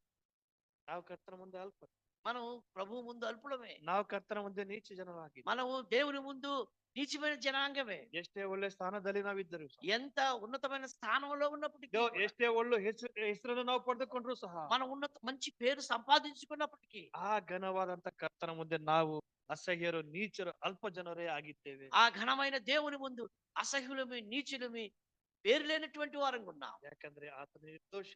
ఎందుకంటే ఆయన నిర్దోష అయి ఉన్నాడు. ಯಾಕಂದ್ರೆ ಆತನು ಪವಿತ್ರವಾದಂತ ದೇವ ಕರ್ತನಾಗಿದ್ದಾನೆ. ఎందుకంటే ఆయన పవిత్రమైన దేవుడై ఉన్నాడు. ನಾವು ಅಪವಿತ್ರ ಜನರಾಗಿ ನಾವಿದ್ದೇವೆ. మనం అపవిత్రమైన జనాంగంగా ఉన్నాం. ಆ ಭಯಂಕರವಾದ ಆ ಕರ್ತನ ಮುಂದೆ, ಆ ಘನವಾದಂತ ಕರ್ತನ ಮುಂದೆ ನಾವು ನಿಂತಾಗ, ఆ ఘనమైన గొప్ప దేవుడి ముందు నిలబడినప్పుడు ನಾವು ಎಂದಿಗೂ ಯಾವುದಕ್ಕೂ ಕೆಲಸಕ್ಕೆ ಬಾರದಂತ మనుషురాగి ಜನರಾಗಿ మనము ನಾವಿದ್ದೇವೆ. దేనికి యోగ్యులము కాదు, దేనికి ఎన్నిక చేయబడినటువంటి మనుషులు ఉన్నాం. ವರ್ಣನೆ ಮಾಡ್ತಾ ಇದ್ದಾನೆ, ಓ ತಂದೆ ನಿನ್ನ ಮುಂದೆ ನಾನು ನೀಚನೆ ಅಲ್ಪನೆ ಅಂತ. ఓ దేవా, నీ ముందు నేను నీచుడై ನೀನು ఉన్నాను. ಭಯಂಕರವಾದ ಕರ್ತನು, నీవు భయంకరమైన దేవుడు, ನೀನು ಪವಿತ್ರವಾದಂತ ಕರ್ತನು. నీవు పవిత్రమైన ನಿನ್ನ దేవుడు. ಮುಂದೆ ನಿಲ್ಲೋದಕ್ಕೆ ನಮ್ಮಿಂದ ಸಾಧ್ಯವಿಲ್ಲ నీ ಕರ್ತನೆ. ముందు నిలవబడడానికి నాకు సాధ్యం ಅದೇ కాదు. ರೀತಿಯಾಗಿ ಎಜ್ರಾನು ಸಹ ತನ್ನ ಒಂದು ವರ್ಣನೆಯನ್ನು ಮಾಡ್ತಾ ಇದ್ದಾನೆ. అట్లాగే ఎజ్రా కూడా తన వర్ణన చేస్తున్నాడు. 9ನೇ ಅಧ್ಯಾಯ 6ನೇ ವಚನ, ಎಜ್ರಾ 9ನೇ ಅಧ್ಯಾಯ 6ನೇ ವಚನ ನೋಡಿದಾಗ ఎజ్రా కూడా 9వ అధ్యాయం 6వ వచనంలో మనం చూసినప్పుడు, నా దేవా, నా దేవా, నా ముఖము నీ వైపు ఎత్తుకున్నట్టుకు సిగ్గుపడి ఖిన్నుడై ఉన్నాను. మా దోషములు మా తలకు పైగా హెచ్చి ఉన్నవి. మా అపరాధము ఆకాశం అంతా ఎత్తుగా పెరిగి ఉన్నది. ಎಜ್ರಾ 9ನೇ ಅಧ್ಯಾಯ 6. ನನ್ನ ದೇವರೇ, ನಾನು ಮನನೊಂದಿವನಾಗಿದ್ದೇನೆ, ನಿನ್ನ ಕಡೆಗೆ ಮುಖವನ್ನು ಎತ್ತುವುದಕ್ಕೆ ನಾಚಿಕೊಳ್ಳುತ್ತೇನೆ. నా ముఖము నీ వైపు ఎత్తుటకు సిగ్గుపడి ನನ್ನ ఉన్నాను. ದೇವರೇ, ನಮ್ಮ ಪಾಪಗಳು ನಮ್ಮ ತಲೆ ಮೀರಿ ಬೆಳೆದವು. నా దేవా, మా అపరాధములు మా తలకు పైగా హెచ్చి ఉన్నది. ನಮ್ಮ ಅಪರಾಧವು ಆಕಾಶವನ್ನು ಮುಟ್ಟುವಷ್ಟು ದೊಡ್ಡದಾಯ್ತು. మా అపరాధములు ఆకాశం అంతా ఎత్తుగా ಯಜ್ಞಾನ ఉన్నది. ಕುರಿತಾಗಿ ನಾವು ನೋಡಿದ್ದಾಗ ఎజ్రా గురించి మనం ಒಬ್ಬ చూసినప్పుడు ಶಾಸ್ತ್ರಿ ಆಗಿದ್ದಾನೆ, ఒక శాస్త్రిగా ఉన్నాడు. ಧರ್ಮಶಾಸ್ತ್ರವನ್ನು ಬರೆಯುವವನಾಗಿದ್ದಾನೆ, ధర్మశాస్త్రాన్ని బరి చెప్పేవాడు. ಆ ಒಂದು ಸತ್ಯವೇದದ ಮಾತುಗಳನ್ನು ಬರೆಯುವಂತವನಾಗಿದ್ದಾನೆ. ఆ సత్యమైనటువంటి మాటలు రాసేవాడు ఉన్నాడు. ಈ ಒಂದು ಧರ್ಮಶಾಸ್ತ್ರವನ್ನು ಬರೆಯುವಂತ ಈ ಒಂದು ಶಾಸ್ತ್ರಿ ಬರೀತಾ ಇದ್ದಾನೆ. ధర్మశాస్త్రం గురించి వ్రాసేటువంటి ఈ శాస్త్రి చెప్తున్నాడు, ನನ್ನ ದೇವರೇ, ನಿನ್ನ ಮುಂದೆ ನಾನು ನಿಂತಾಗ, ఆ, నా దేవా, నీ ముందు నేను నిలవబడినప్పుడు, ಕರ್ತನೆ, ನಿನ್ನನ್ನು ನೋಡುದಕ್ಕೆ, ನಿನ್ನ ಕಡೆ ನನ್ನ ಮುಖವನ್ನು ತಿರುಸೋದಕ್ಕೆ ನನ್ನಿಂದ ಆಗ್ತಾ ಇಲ್ಲ. నీ ముఖం వైపు నేను చూసడానికి నేను ఖిన్నుడై ఉన్నాను అంటున్నాడు. ನೀನು ಪರಿಶುದ್ಧನಾಗಿರುವ ಕರ್ತನಾಗಿದ್ದೀಯ. నీవు పరిశుద్ధుడైన దేవుడుగా ఉన్నావు. ನಾನು ಪಾಪ ಮಾಡಿದಂತ ಜನರಾಗಿ ನಾವಿದ್ದೇವೆ. మేము పాపం చేసిన జనాంగంగా ఉన్నాం. ನೀನು ಯಾವ ಒಂದು ಅಪವಿತ್ರತೆ ಇಲ್ಲದಂತ ಆ ಒಂದು ದೇವರು ನೀನಾಗಿದ್ದೀಯ. నువ్వు ఏ అపవిత్రము లేని దేవుడివై ఉన్నావు. ಪಾಪ ಮಾಡಿದ ಮನುಷ್ಯನಾಗಿ ನಿನ್ನ ಮುಂದೆ ನಾನು ನಿಂತಿದ್ದೇನೆ. ఇదిగో పాపం చేసిన మనుషుడిగా నీ ముందు ಇಗೋ నిలబడి, ಕರ್ತನೆ, ನಿನ್ನ ಕಡೆ ನನ್ನ ಮುಖವನ್ನು ತಿರುಗಿಸೋದಕ್ಕೂ ಸಾಧ್ಯವಿಲ್ಲ ಕರ್ತನೆ ಎಂದು నీ ಹೇಳುವಂತನಾಗಿದ್ದಾನೆ. ముందు నా ముఖం చూపుకోవడానికి కూడా నేను సిగ్గుపడుతున్నాను. ಹೌದು, ಕರ್ತನ ಮುಂದೆ ನಾವು ನಿಂತಾಗ అదిగో మనం ప్రభు ముందు నిలబడినాం. ಅವನು ಎಷ್ಟೇ ಶಾಸ್ತ್ರಿ ಆಗಿ, మనం ఎంత శాస్త్రులమైన, ಎಷ್ಟೇ ದೊಡ್ಡವನಾಗಿರಲಿ, ఎంత ಗొప్పవారు అయినా, ಎಷ್ಟೇ ಗಣ್ಯನಾಗಿರಲಿ, ఎంత ఘనమైన వారు అయినా, ಎಷ್ಟೇ ಒಂದು ದೊಡ್ಡ ಅಧಿಕಾರದಲ್ಲಿ ಅವನು ಇರಲಿ, ఎంత గొప్ప ಮಾಡಿದ್ದವನೇ ಆಗಿದ್ದಾನೆ. అతడు పాపము చేసిన వాడుగానే ఉన్నాడు. ಮನುಷ್ಯನು పాపం చేశాడు. ಪಾಪ ಮಾಡಿದ ಮನುಷ್ಯನು ಕರ್ತನ ಕಡೆಗೆ ತನ್ನ ಮುಖವನ್ನು ತಿರುಗಿಸುವುದಕ್ಕೆ ಯಾವುದೇ ಒಂದು ಆಸ್ಕಾರವಿಲ್ಲ. కాబట్టి పాపం చేసినటువంటి మానవుడు దేవుని వైపు దగ్గర నిలవబడి ముఖము తిప్పుకోవడానికి ಈ ಒಂದು ಎಜ್ರಾನು ಸಹ ವರ್ಣನೆ ಮಾಡ್ತಾ ಇದ್ದಾನೆ. ఎజ్రా కూడా వర్ణిస్తున్నాడు. ಅದೇ ರೀತಿಯಾಗಿ ಪೌಲನು ತನ್ನ ಒಂದು ವರ್ಣನೆಯಲ್ಲಿ ಈ ರೀತಿಯಾಗಿ ಹೇಳುವಂತನಾಗಿದ್ದಾನೆ. అలాగే పౌలు కూడా తన వర్ణనలో ఈ విధంగా చెప్తున్నాడు. ತಿಮೋತಿಗೆ ಬರೆದ ಮೊದಲನೇ ಪತ್ರಿಕೆಯಲ್ಲಿ తిమోతి మొదటి పత్రికలో 1:15 ఒకటో ಕರ್ತನ అధ్యాయం, ಏನಾಗಿದ್ದಾನೆ, ప్రభు ఏమై ఉన్నాడు, 15-16 వచ్చి.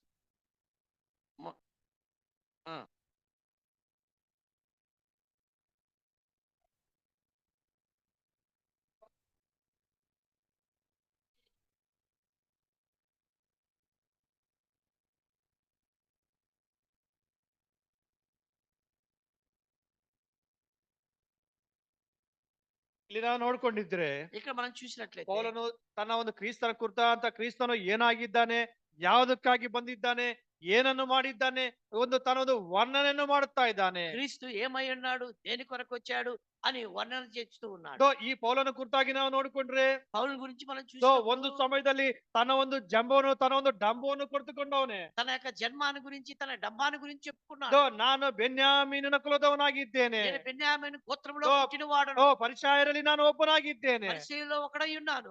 ಆ ಒಂದು ಎಲ್ಲಾ ಆ ಒಂದು ಧರ್ಮಶಾಸ್ತ್ರ ಕುರಿತಾಗಿ ಅಭ್ಯಾಸವನ್ನು ನಾನು ಮಾಡಿದಂತವನಾಗಿದ್ದೇನೆ. ధర్మశాస్త్రం గురించి నేను అభ్యాసం చేసిన వాడుకున్నాను.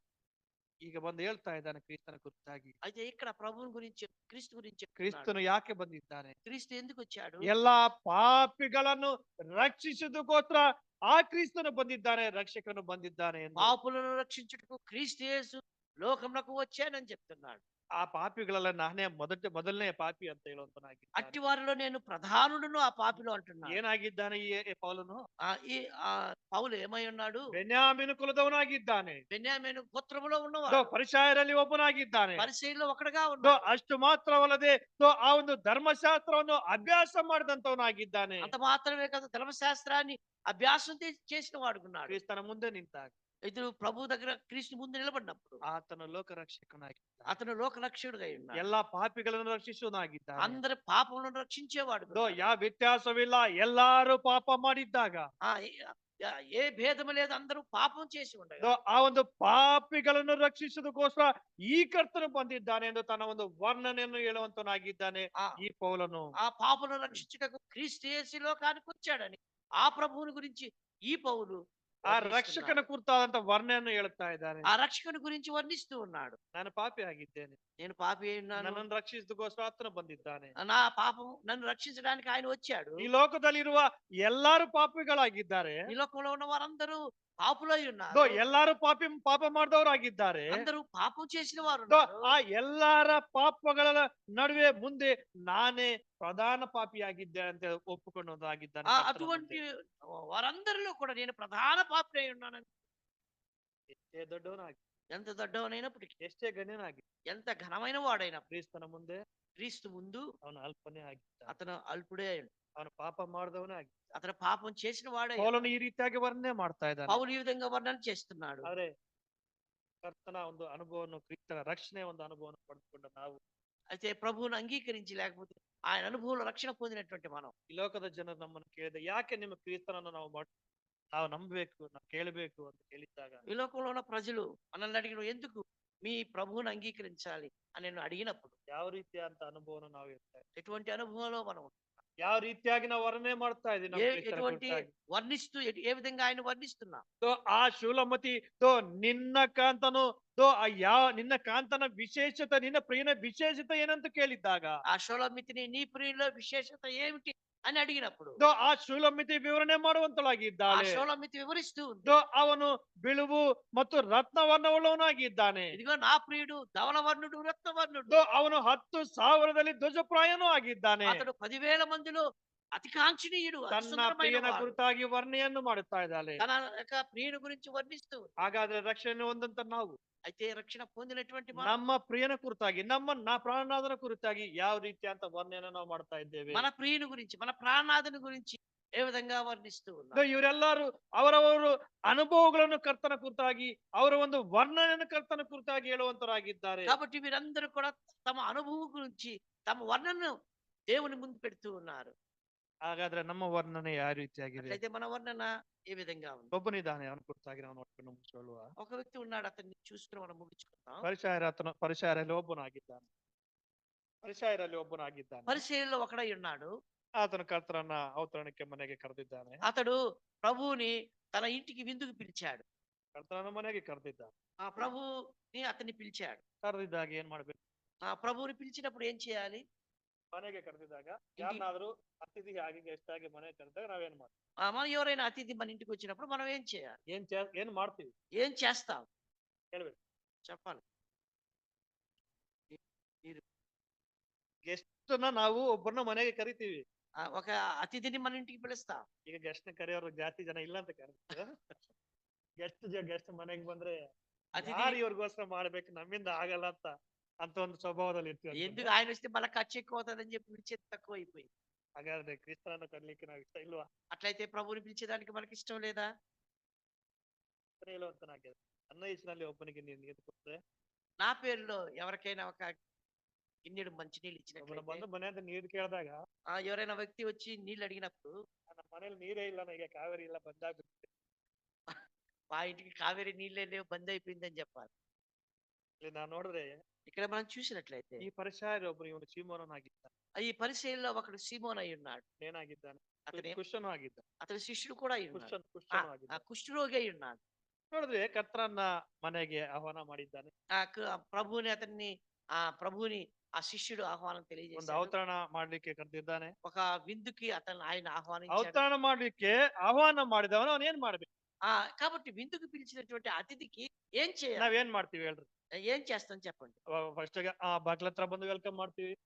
మనము ఆ వాకిల దగ్గరకు వచ్చి ఆహ్వానం ಕಾಲ್ తెలియజేస్తాం. ಕಾಲ್ ತೊಳಿಯಕ್ಕೆ ಆಗಿನ ಸಂಪ್ರದಾಯ ಪ್ರಕಾರ ನೀರನ್ನು ಕೊಡ್ತಿದ್ವಿ. ఆ సాంప్రదాయం ప్రకారం రాగానే కాళ్ళ కడుక్కోవడానికి నీళ్ళు ఇవ్వాలి. ಮನೆ ಬಂದ ತಕ್ಷಣ ಅದು ಆ ಒಂದು ದಾಹ ತೀರೋದಕ್ಕೆ ನೀರನ್ನು ಕೊಡ್ತಿದ್ವಿ, ಇಲ್ಲ ಅಂತ ಜ್ಯೂಸ್ ಏನೋ ಒಂದು ಕೊಡ್ತಾ ಇದ್ವಿ. ఇంట్లోకి లోపలికి రాగానే అతనికి ఒక గ్లాసు మంచి నీళ్ళు లేకపోతే జ్యూస్ ఇవ్వాలి. ಆ ಒಂದು ಅತಿಥಿಗೆ ಯಾವ ರೀತಿಯಾದಂತ ಸರ್ಕಾರ ಮರ್ಯಾದೆಯನ್ನು ಕೊಡಬೇಕು, ಗೌರವವನ್ನು ಕೊಡಬೇಕು, ಆ ಒಂದು ಅತಿಥಿ ಸತ್ಕಾರವನ್ನು ನಾವು ಮರ್ಯಾದೆ ಪೂರ್ವಕವಾಗಿ ಮನಪೂರ್ವಕವಾಗಿ ಮಾಡ್ತಾ ಇದ್ದೇವೆ. కాబట్టి ఒక అతిథి మన ఇంటికి వచ్చినప్పుడు చేయాల్సినటువంటి అతిథి సత్కారం అంతా కూడా చేస్తాం. ಸೊ ಈ ಒಂದು ಸೀಮೋನನು ಈ ಒಂದು ಪರಿಚಯನು ಕರ್ತನ ಮನೆಗೆ ಕರೆದಿದ್ದಾನೆ. ఈ సీమోను తన ఇంటికి ఈ ప్రభువుని పిలిచాడు. ಆದ್ರೆ ಯಾವುದೇ ಒಂದು ಮರ್ಯಾದೆ ಕೊಡ್ತಾ ಇಲ್ಲ, అయితే ఎటువంటి మర్యాద కూడా ಯಾವ ఇవ్వడం ಒಂದು లేదు. ಗೌರವವನ್ನು ಕರ್ತನಿಗೆ ನೀಡ್ತಾ ಇಲ್ಲ. ఎటువంటి గౌరవం కూడా ఇవ్వడం లేదు. ಸೊ ಯಾಕೆ ಕರ್ತನ ಮನೆಗೆ ಕರೆದಿದ್ದಾನೆ? అయితే ఎందుకు ఆ ప్రభువుని తన ఇంటికి పిలిచాడు? ಯಾಕಂದ್ರೆ ಆ ಸಮಯದಲ್ಲಿ ಕ್ರಿಸ್ತನು ಒಂದು ಸೆಲೆಬ್ರಿಟಿ ಆಗಿ ಕಂಡಿರಬಹುದು ಆ ಪರಿಚಯನಿಗೆ. కాబట్టి అందరిలో పేరు వహించినటువంటి ప్రభువుగా ఈ సీమోనికి తెలిసి ఉండొచ్చు. ಕ್ರಿಸ್ತನನ್ನ ನನ್ನ ಮನೆ ಕರ್ಕೊಂಡ್ರೆ ನಾನು ಒಂದೊಂದು ಸ್ವಲ್ಪ ಜಂಬವನ್ನು ಹೆಚ್ಚಿಸ್ಕೋಬಹುದಂತ ಕರೆದಿರ್ಬೋದು. లేకపోతే ప్రభు నా ఇంటికి కానీ పిలుచుకుంటే ఇదిగో ఆ, అందరి ముందు ప్రభువుని ఆహ్వానం చేసి జమ్మంగా చెప్పుకోవచ్చని, ನನ್ನ ಹೆಸರು ಇನ್ನೊಂದ್ ಸ್ವಲ್ಪ ಹೆಚ್ಚಾಗುತ್ತೆ ಅಂತ ಕರೆದಿರಬಹುದು. నా పేరు ఇంకా అందరికి తెలుస్తుందని తెలుసుకో ఉండొచ్చు. ನಾವು ಸಹ ಕರ್ತನನ್ನ ಆಹ್ವಾನ ಮಾಡಿದ್ದೇವೆ ನಾವು. మనం మన ప్రభుని మన హృదయంలోకి ఆహ్వానం తెలియజేశాం. ಬಂದಿದ್ದಾರೆ. వచ్చాడు. ಯಾವ ರೀತಿಯಾಗಿ ఏ విధంగా వచ్చాడు? మనం ಯಾವ ರೀತಿಯಾಗಿ ಆತನ ನಾವು ಆಹ್ವಾನ ಮಾಡ್ತೇವೆ, ఏ విధంగా ఆయన మనం ఆహ్వానం ಯಾವ ರೀತಿಯಾಗಿ ನಾವು ಆತನಿಗೆ ಗೌರವ ಕೊಡಬೇಕು, ಸಲ್ಲಬೇಕಂತ ಆ ಒಂದು ಕೃತಜ್ಞತೆಯನ್ನು ನಾವು ಕೊಡ್ತಾ ಇದ್ದೇವೆ. ఏ విధంగా ఆయన ఆహ్వానిస్తున్నాం, ఇవ్వాల్సిన ఆ ఆ గౌరవం లేకపోతే ఆ స్థానం మనం ఇస్తూ. ಈ ಸೀಮೋನನ ಆ ಒಂದು ಅಭಿಪ್ರಾಯ ಏನಾಗಿರ್ಬೋದು? ಕರ್ತನ ಕುರಿತಾಗಿ ಕೇವಲ ಒಂದು ಅಲ್ಪವಾಗಿ ತನ್ನ ಒಂದು ವರ್ಣನೆ ಇರ್ಬೋದೇನೋ. కాబట్టి ఈ సీమోనికి ప్రభుని గురించి తన యొక్క ఆయన వర్ణించడంలో చాలా స్వల్పంగా అతను ఆలోచన ನೋಡ್ಬೋದು. చూడొచ్చు. ಆತನ ಮನೆಗೆ ಬಂದಂತ ಆ ಒಂದು ಸಮಯದಲ್ಲಿ అతని ఇంటికి వచ్చిన సమయంలో ಒಬ್ಬ ದುರಾತ್ಮಳಾದ ಒಬ್ಬ ಸ್ತ್ರೀ ಅಲ್ಲಿ ಬಂದಿದ್ದಾಳೆ. ఒక దురాత్మతో నిండినటువంటి ఒక స్త్రీ అక్కడికి వచ్చింది. ಕರ್ತನ ಪಾದದ ಬಳಿ ಬಂದಿದ್ದಾಳೆ. ఆమె ఆ ప్రభు పాదాల దగ్గర వచ్చింది. ಅಲ್ಲಿ ಕುಳಿತಿದ್ದಾಳೆ. అక్కడ కూర్చున్నది. ಆತನ ಕಣ್ಣೀರನ್ನು ಬಿಟ್ಟು ಕರ್ತನ ಒಂದು ಪಾದಗಳನ್ನು ತೊಳಿತಾ ಇದ್ದಾಳೆ. ఆమె తన కన్నీటితో ఆయన పాదాలు కడుగుతూ ఉంది. ಅದೇ ರೀತಿಯಾಗಿ ಅದೇ ಪ್ರಕಾರವಾಗಿ ಆ ಒಂದು ಪಾದಗಳನ್ನು ತನ್ನ ತಲ ಕೂದಲಿಂದ ಒರೆಸುವಂತಳಾಗಿದ್ದಾಳೆ. మాత్రమే తల వెంట్రుకలతో ఆయన పాదాలు తుడుస్తూ ఉంది. ಇದನ್ನೆಲ್ಲ ಈ ಸೀಮೋನನ್ನು ಮಾಡಬೇಕಾಗಿದೆ. ఇదంతా కూడా సీమోను చేయాల్సి. ಯಾಕಂದ್ರೆ ಈ ಸೀಮೋನೆ ಕರ್ತನನ್ನ ಮನೆಗೆ ಆಹ್ವಾನ ಮಾಡಿದ್ದಾನೆ. ఎందుకంటే ఈ సీమోనే అతిథిగా ప్రభువుని తన ఇంటికి ఆహ్వానం తెలియజేశారు. ನಾವು ಮಾಡ್ತಾ ಇದೀವ ಆಹ್ವಾನ ಮಾಡಿದ ನಮ್ಮ ಕರ್ತನ ಕುರಿತಾಗಿ మన ప్రభువుని గురించి మనం ఇలాంటి ఆహ్వానం తెలియజేస్తాం. ಆಹ್ವಾನ ಮಾಡಿದ್ದೇವೆ. ఆహ్వానం చేశాం. ಮನೆಯಲ್ಲಿ ಇದ್ದಾರೆ, మన ఇంట్లో ఉన్నాడు, ನಮ್ಮ ಮನಸ್ಸಲ್ಲಿ ಇದ್ದಾರೆ, మన మనసులో ఉన్నాడు, ಒಳಗಡೆ ಇದ್ದಾರೆ. లోపల ఉన్నాడు. ಪ್ರತಿದಿನ ನಾವು ನೆನಪು ಮಾಡ್ಕೋತೀವಿ. ప్రతిదినం ఆయన్ని జ్ఞాపకం చేసుకుంటాం. ಗೌರವವಾಗಿ ಆತನಿಗೆ ಸಲ್ಲಬೇಕಾದ ಆ ಒಂದು ಕೃತಜ್ಞತೆಯನ್ನು ನಾವು ಕೊಡ್ಲಿಕ್ಕೆ ಆಗ್ತಾ ಇದೀವ. గౌరవపూర్వకంగా ఆయనకి ఇవ్వాల్సినటువంటి గౌరవాన్ని సన్మానిస్తున్నాం. ಈ ಸ್ತ್ರೀ ಈ ಒಂದು ದುರಾತ್ಮಳಿದಂತ ಈ ಒಂದು ಮಹಿಳೆ ಅಲ್ಲಿ ಬಂದು ಈ ಒಂದು ಕೆಲಸವನ್ನು ಮಾಡುತ್ತಿರುವಾಗ ఈ దురాత్మతో నిండినటువంటి పోగొట్టుకున్నటువంటి ఆ స్త్రీ ఆయనకి పరిచయం చేస్తూ ఉండగా ಈ ಸೀಮೋನನು ಅದನ್ನು ನೋಡಿದ್ದಾನೆ. ఈ సీమోను ఆమె చేసేది చూశాడు. ಆತನು ತನ್ನ ಮನಸ್ಸಿನ ಒಳಗಡೆ ಕರ್ತನ ಕುರಿತಾಗಿ ಒಂದು ಬೇರೆ ಒಂದು ಅಭಿಪ್ರಾಯವನ್ನು ಇಟ್ಕೊಂಡವನಾಗಿದ್ದಾನೆ. ఇదిగో ప్రభువుని గురించి ఆ వచ్చినామ గురించి వేరే అభిప్రాయం కలిగి ఉన్నటువంటి సీమోనుగా ಈ ಒಂದು ಬಂದಂತ ಈ ಒಂದು ಮಹಿಳೆ, ಈ ಸ್ತ್ರೀ ಆ ದುರಾತ್ಮಳಾಗಿದ್ದಾಳ, ಈ ಪಾಪ ಮಾಡಿದ್ದವಳಲ್ವಾ? ఇదిగో ఈ స్త్రీ పాపం చేసినాము కదా, దురాత్మతో నిండినటువంటి ఆమె కదా. ಈಯನ ಪ್ರವಾದಿ ಆಗಿದ್ದಲ್ಲಿ ಆತನ ಆ ಒಂದು ಸ್ತ್ರೀಯನ್ನು ಯಾಕೆ ಸೇರಿಸಿಕೊಳ್ಳುತ್ತಾನೆ ಹತ್ರ ಎಂದು ತನ್ನ ಒಂದು ದುರಾಭಿಪ್ರಾಯವನ್ನು ವ್ಯಕ್ತಪಡಿಸುವಂತನಾಗಿದ್ದಾನೆ. ఈయన ప్రవక్త అయి ఉండి ఆమె గురించి తెలుసు కదా, ఆమెను ఎందుకు ఆయన పాదాల దగ్గర చేర్చుకున్నాడు అనుకుంటా ఉంది. ಹೊರಗಡೆ ಹೇಳಿಲ್ಲಮ್ಮ, బయటికి మాత్రం అనలేదు, ಹೊರಗಡೆ ಹೇಳಿಲ್ಲ, లోపల బయట ఏం లేదు. ಈಯನ ಪ್ರವಾದಿ ಆಗಿದ್ರೆ ಆ ಒಂದು ದುರಾತ್ಮಳಾದ ಪಾಪಿಯಾದ ಈ ಒಂದು ಮಹಿಳೆಯನ್ನು ಯಾಕೆ ಸೇರಿಸಿಕೊಳ್ತಾನೆ? ఈయన ప్రవక్త అవుతుంటే ఆమె ఎందుకు ఆయన పాదాల దగ్గర చేర్చు? ಎಲ್ಲ ಅಂತರಂಗ ತಿಳಿದನಲ್ಲ. ప్రభు ఆంతర్యం ఎరిగిన వాడు కదా. ಆತನ ಮನಸ್ಸಲ್ಲಿ ತನ್ನ ಕುರಿತಾಗಿ ಯಾರೇನ್ ಅನ್ಕೋತಾ ಇದ್ರು, ಯಾವ ರೀತಿಯಾಗಿ ವರ್ಣನೆ ಮಾಡ್ತಾರೋ ಕರ್ತನ ತಿಳಿದವನಲ್ವಾ. కాబట్టి ప్రతి మనుష్యుడు ఏమి ఆయన గురించి వర్ణిస్తాడో, ఏ విధంగా అనుకుంటాడో ఆయనకి తెలిసిన వాడు కదా. సిమోను పిలుస్తూ ఉన్నాడు. సీమోననే సిమోను, లూకాసు బరుసు సువార్త 7వ అధ్యాయం. లూకాసు వార్త 7వ అధ్యాయం.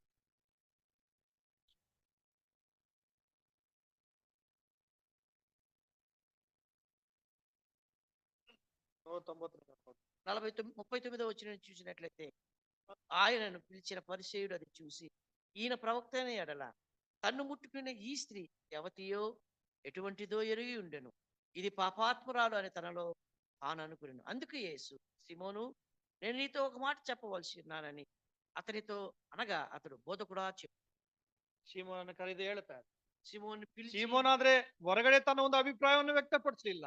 సిమోన్ అయితే తన మనసులో అనుకుని ఆ మాటలు బయటకు ಕರ್ತನ ಕುರಿತಾಗಿ ತನ್ನ ಮನಸ್ಸಿನಲ್ಲಿ ಈತನು ಪ್ರವಾದಿಯಾಗಿದ್ರೆ, ಈತನು ಬೋಧಕನಾಗಿದ್ರೆ, ಆ ಸ್ತ್ರೀ ದುರಾಚಾರಿಯಲ್ವಾ, ಪಾಪ ಮಾಡಿದ್ದಳಲ್ವಾ, ಯಾಕೆ ತನ್ನ ಬಳಿ ಹತ್ರ ಸೇರಿಸಿಕೊಳ್ತಾ ಇದ್ದಾನೆ, ಈತನು ಅಂದ್ರೆ ಹಾಗಾದ್ರೆ ಈತನು ಸರಿಯಾದವನಲ್ಲ, ಬೋಧಕನಲ್ಲ ಅಂತ ತನ್ನ ಒಂದು ಕೆಟ್ಟ ಅಭಿಪ್ರಾಯವನ್ನು ತನ್ನ ಮನಸ್ಸಲ್ಲಿ ఇద్దంతవనాగిದ್ದಾನೆ. ఇతను ప్రవక్తనే అయిన ఎడల, బోధకుడైన ఎడల, ఇదిగో ఆమె ఎలాంటిదో తెలిసి కూడా ఎందుకు తన దగ్గరికి చేర్చుకుంటున్నాడు పాదం దగ్గర అని ఒక చెడు అభిప్రాయం ప్రభు మీద నుంచి అతను కలిగి ಕರ್ತನ ఉన్నాడు. ಅಂತರಂಗವನ್ನು ತಿಳಿದಿದ್ದಾನಲ್ಲ, ಅದಕ್ಕಾಗಿ ಸೀಮೋನನ್ನು ಕರೆದಿರ್ತಾ ಇದ್ದಾನೆ. ప్రభు ఆంతర్యాన్ని ఎరిగిన వాడు గనక పేతుర్ని పిలుస్తాడు, సిమోని పిలుస్తాడు. ಒಂದು ಉಪಮಾನವನ್ನು ಹೇಳ್ತಾ ಇದೆ. ఒక ఉపమానం చెప్తున్నాడు.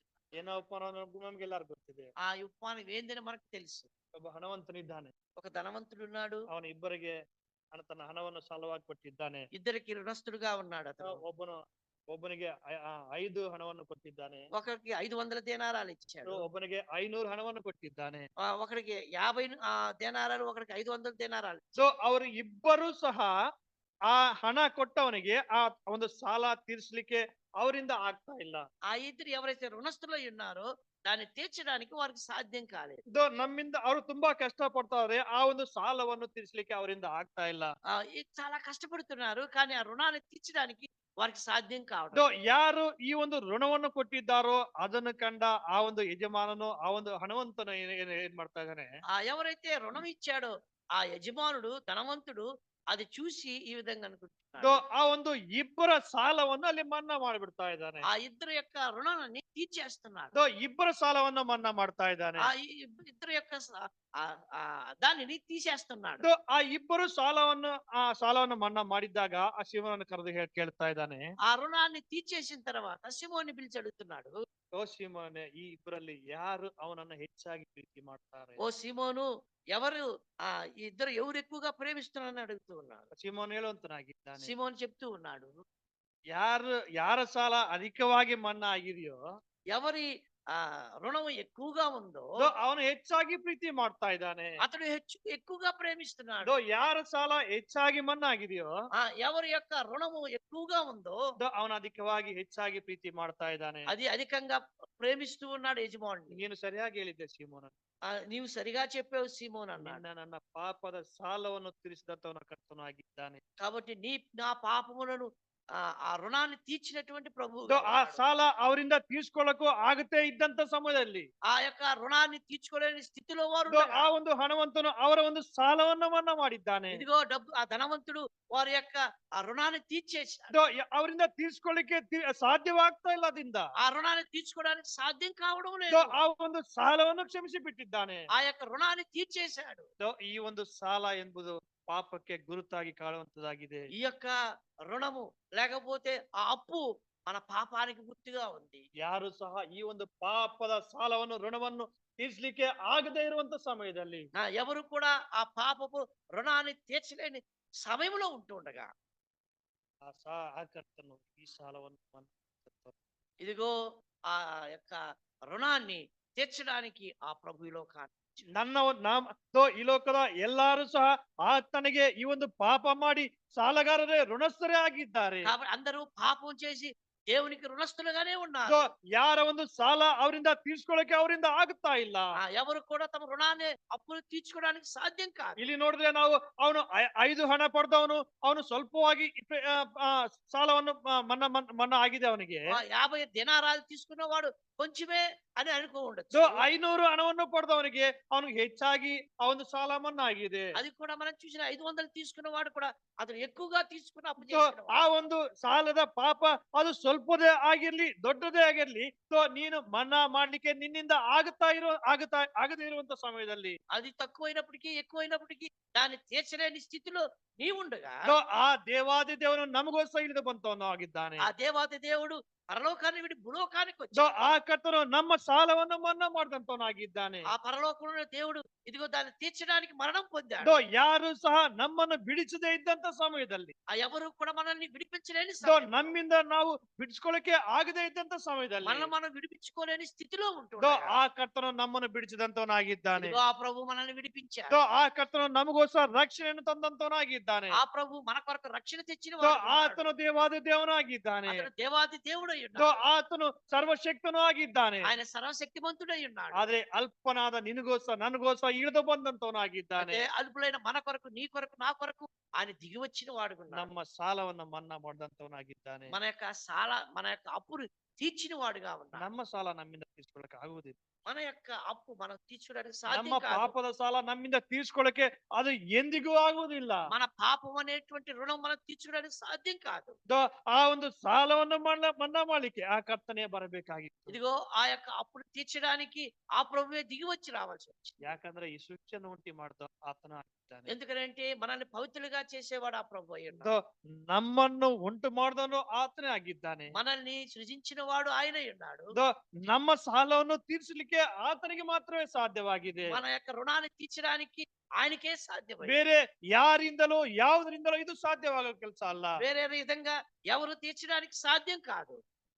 ಆ ಸಾಲವನ್ನು ಮನ್ನಾ ಮಾಡ್ಲಿಕ್ಕೆ ಆತನು ಏನ್ ಮಾಡಿದ್ದಾನೆ. ఆ యొక్క రుణాన్ని తీర్చడానికి ఆయన ఏం చేశాడు? ಫಿಲಿಪ್ಪಿಯರಿಗೆ ಬರೆದ పత్రిಕೆ ఫిలిప్పీయులకు రాసిన పత్రికలో 2ನೇ ಅಧ್ಯಾಯ 2వ అధ్యాయం 6, 7, 8 6, 7, 8 వచ్చి ఆయన దేవుని స్వరూపం కలిగిన వాడై ఉండి దేవునితో సమానముగా ఉండుట విడిచిపెట్టకూడని భాగ్యమని ఎంచుకోలేదు.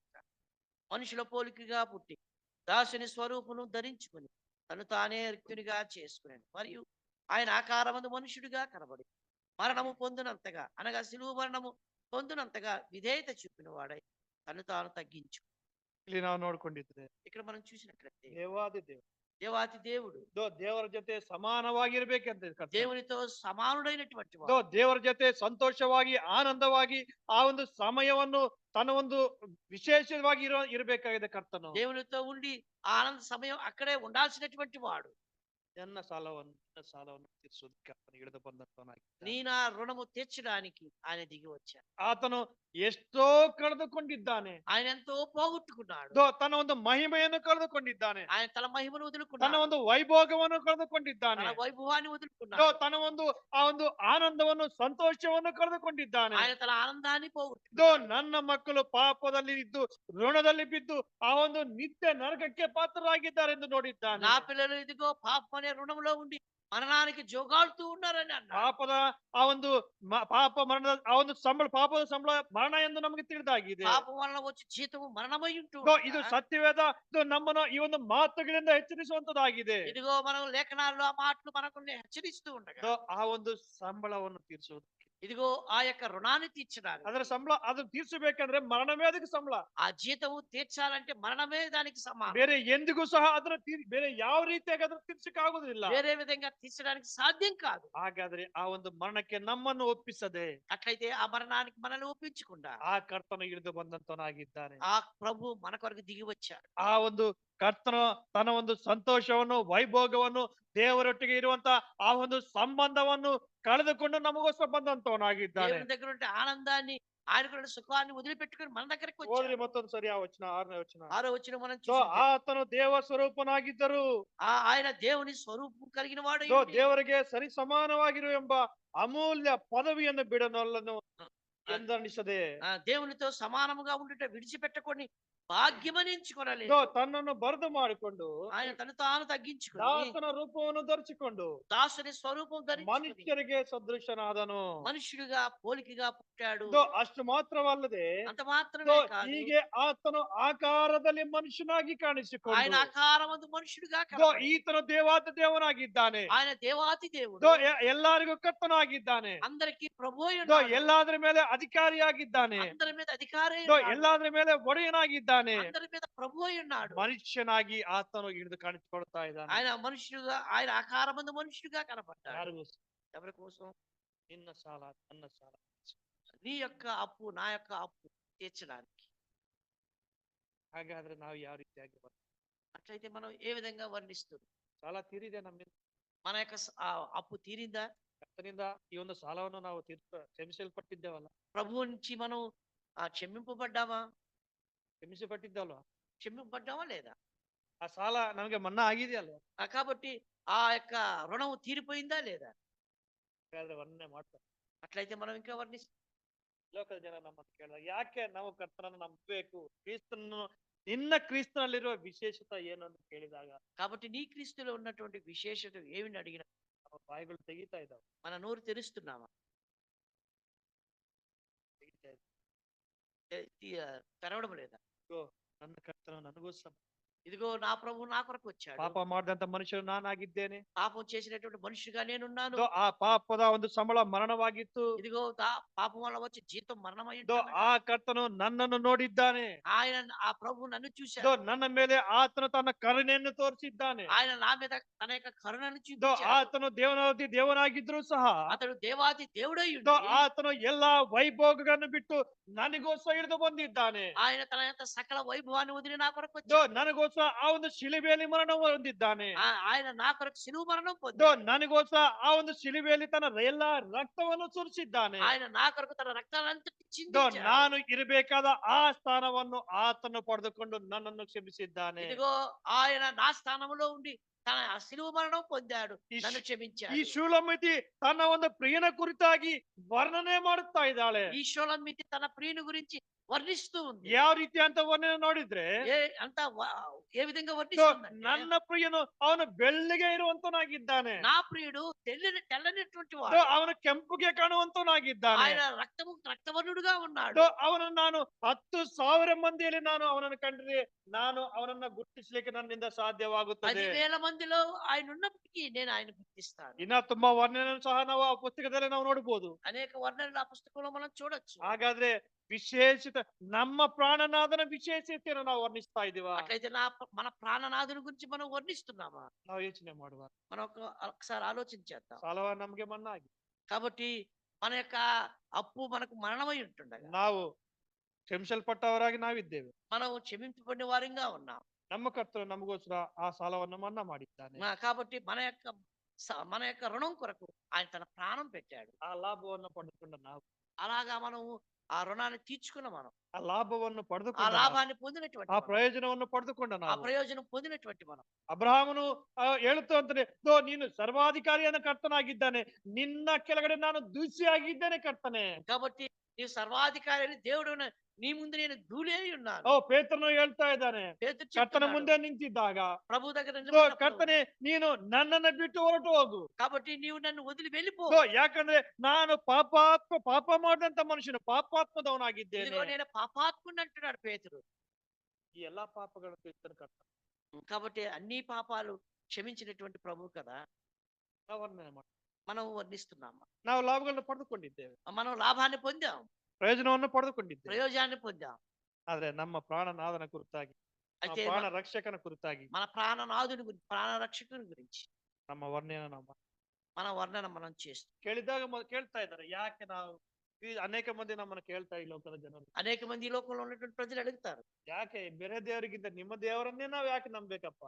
వేరే దేవుణ్ణి కన్నా మీ దేవుణ్ణే ఎందుకు నమ్మాలి? ನಿನ್ನ ದೇವರಲ್ಲಿ ಏನಪ್ಪಾ ವಿಶೇಷತೆ ಇದೆ? నీ దేవుళ్ళో ఉన్నటువంటి విశేషత ఏంటి? ನಿನ್ನ ದೇವರು ಏನಪ್ಪಾ ಮಾಡಿದ್ದಾರೆ ಅಂತ ಕೇಳಿದಾಗ, నీ దేవుడు ఏం చేశాడని అడిగినప్పుడు, ನನ್ನ ದೇವರು ಬಾಯಿ ತೆಗೆದು, ನನ್ನ ದೇವರು ನನಗೋಸ್ಕರ ಪ್ರಾಣವನ್ನು ಕೊಟ್ಟಿದ್ದಾನೆ, నా దేవుడు మన నోరు తెరిచి నా కొరకు ప్రాణం పెట్టాడు, ನನಗೋಸ್ಕರ ಆತನು ಆ ಒಂದು ವೈಭೋಗವನ್ನು ಬಿಟ್ಟು ಬಂದಿದ್ದಾನೆ, నా కొరకు ఆయన వరుభోని వదిలిపెట్టి వచ్చాడు, ನನಗೋಸ್ಕರ ನನ್ನ ಒಂದು ಪಾಪಗಳನ್ನು ಕ್ಷಮಿಸಿದಗೋಸ್ಕರ ಆ ಶಿಲುಬೆಯನ್ನು ಮರಣ ಹೊಂದಿದ್ದಾನೆ, నా పాపముల కొరకు ఆయన మరణమయ్యాడు, ಆತನು ಸಮಾಧಿಯಾಗಿದ್ದಾನೆ, ఆయన సమాధి చేయబడ్డాడు, ಆತನು ಮೂರನೇ ದಿನ ಎದ್ದು ನಿಂತಿದ್ದಾನೆ, ఆయన మూడేది లేచి ఆయన తిరిగి లేచాడు. ಮರಣ ಹೊಂದಬೇಕಾಗಿರೋ ನನಗೆ ಆತನು ನಿತ್ಯ ಜೀವನ ಕೊಟ್ಟಿದ್ದಾನೆ. మరణం కావాల్సిన నాకు నిత్య జీవం ఇచ్చాడు. ಈ ರೀತಿಯಂತ ವರ್ಣನೆ ನಾವು ಮಾಡ್ತಾ ఇటువంటి వర్ణన వర్ణిస్తున్నాము. ಆ ರೀತಿಯಾಗಿ ಮಾಡಲು ಕರ್ತನು ನಮಗೆ ಸಹಾಯ ಮಾಡಲಿ. ఆ రీతిగా చేయడానికి ప్రభు మనకు సహాయం చేయండి. ಎಲ್ಲರಿಗೂ అందరికీ వందనాలు.